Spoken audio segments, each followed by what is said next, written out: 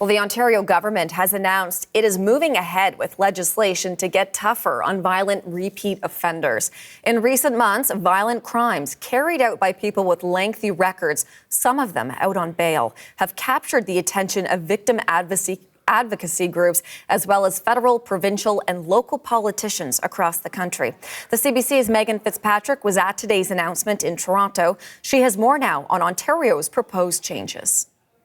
The province is calling this a new bail strategy, and it contains a number of measures that are aimed at strengthening compliance with bail conditions and creating some new deterrence to try and prevent people who are out on bail from possibly committing further offenses or violating the conditions of their bail. So one of the key changes they're proposing here is requiring the accused person or their surety to pay a cash deposit up front once they're released on bail.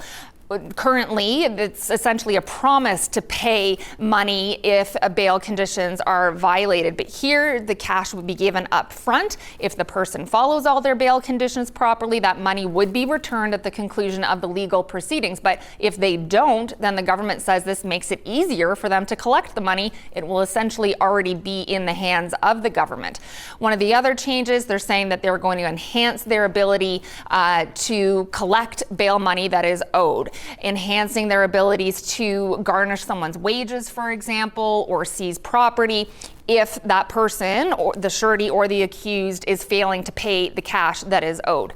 They're also saying they're going to enhance some of their digital tools to enhance, in particular, the accountability of sureties. Sureties are people that are appointed by the court who supervise someone that's out on bail to ensure that they're meeting their bail conditions. And the government's saying this new database will help hold those sureties to account, making sure that they are fulfilling their duties. It will enhance information sharing among police services and prosecution teams. Here's one of the ministers we heard from at the news conference talking about some of the goals of these new measures. Right now, it's just a promise to pay, which means that there's no penalty for them anyway. And it takes incredible resources and time to try to get that cash back. With cash up front, we'll be able to collect that right away. So it creates a disincentive for them to reoffend, and it creates an incentive for the surety to keep an eye on them and make sure they comply with bail conditions. Another measure the province is promising to bring in is expanding what they call dedicated bail prosecution teams. This is something they are already doing, dedicated prosecutors. They say they're going to bolster those teams within the province. Now, all of these measures, they say, will be contained in a new piece of legislation that will be tabled at Queen's Park on Tuesday. They say then some of the details are still being worked out. Those will be in regulations attached to the bill. So there's still some details yet to come. For example, they say they are considering the idea of having an accused person pay for a GPS ankle monitor if that's ordered by the court. Right now, the accused doesn't pay for that. They say they might do that, but they're still exploring that option and exploring some other measures as well. Now, bail reform has been a hot topic. It is something that the provinces have been asking Ottawa to act on. The federal government did recently announce legislation with a range of measures aimed at bail reform and other justice reforms. And police forces have been asking for bail reform as well. We did hear from Toronto Police Chief Myron Demkew at this news conference today. Here's some of what he said.